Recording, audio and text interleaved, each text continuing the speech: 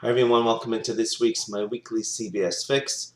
Hope you had a wonderful week. In this week's Parsha, Parshas Devarim, so Moses is giving his final veiled rebuke to the Jewish people before he passes away, and he goes through a little bit of the history of the Jewish people, and he talks about how the Jewish people were supposed to go into the land of Israel. They sent spies, and the spies came back with a bad report, and then they wanted to go up anyway. They were destroyed, some of them. And then the Torah says that they sat in their tents and they said, in Hashem's hatred towards us, he took us out of the land of Egypt. Why? In order that the Amorite nation can ultimately destroy us. Now, this is in the Hebrew language of Besinas Hashem Maisanu, through Hashem's hating us. So this is very, very typical of people that are somewhat in denial. Really, the Jewish people had sinned. It was simple. Instead, what happened to them, because now they ended up rebelling against Hashem's word, and Hashem wasn't with them when they decided to finally go up because it was too late, and some of them were wiped out, so they blamed it on God. Hashem, because you hated us, therefore you sent us out of Egypt, nor the Amorite nation should be able to go rise up against us and wipe us out. And it's so typical of somebody who doesn't want to own up to their own misdoings, so they completely put the responsibility and blame on the other party. So, for example, A doesn't like B. So A says, I don't like B, but really, I know that B feels the same way about me. After all, look how he or she conducts themselves towards me, and obviously, and therefore they justify to themselves why their behavior towards B is okay to begin with. And instead, what they should do is go, no, he does not dislike me.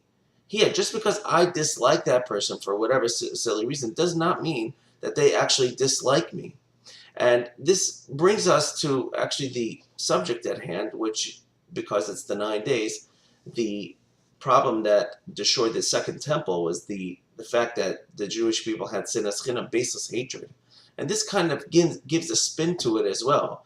Baseless hatred means I don't want to actually be friends with that person because I'm going to make up in my mind that they don't like me, and therefore we are now able to shift the blame on them, make it all about them, and therefore now I don't need to like them, and now the onus is on them to come over to me to convince me that they really like me, and then I'll go, and everybody's all ego and prideful about it.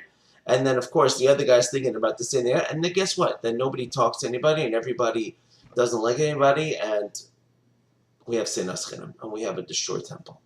And we still have that all the time. And one of the reasons is because we don't have a good eye towards other people, what our sages call an ayin tova. We don't have a good eye. We don't give the benefit of the doubt to people. We don't find the best in everybody. We're always looking for the bad.